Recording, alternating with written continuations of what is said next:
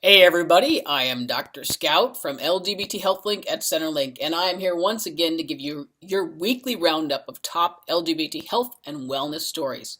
So let's dig right in and find out what's happening this week in our world. First up, I'm not sure you noticed, but history was made on Tuesday when, for the first time ever, transgender and bisexual individuals were directly mentioned in the State of the Union address. President Obama has previously shown his support, but this is the first time he's addressed these communities during such an important, highly watched event. Kudos to you, Mr. President. Cue a small uptick in our mental health nationwide.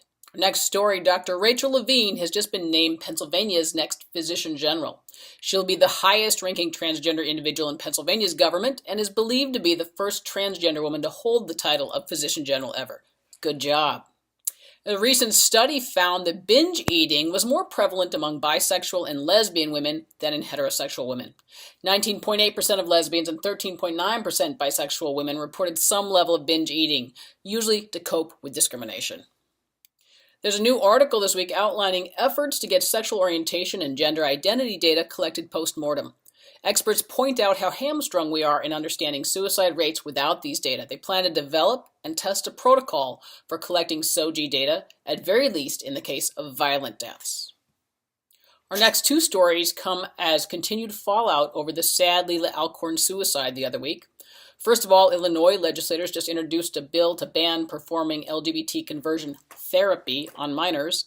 Sadly, Virginia had also introduced a bill and saw it fail last week in their state senate. In other news related to that, Cincinnati Central Clinic has opened a new transgender wellness program in response to her suicide. The clinic aims to match patients with trans-friendly mental health services and end discrimination within the healthcare system. Keep up the good work. And as our last story, we want to remind everybody that acceptance and civil rights directly impact our community's health. Knowing that, we'd like to point out that Washington Post did a great job this week of giving an overview of the many gaps in LGBT legal protections nationwide. Be sure to check it out.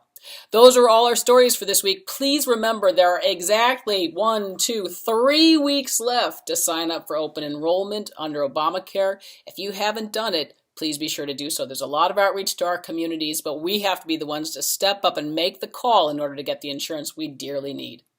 Thank you much. We'll see you next week, same time, same place, with more of your top health news.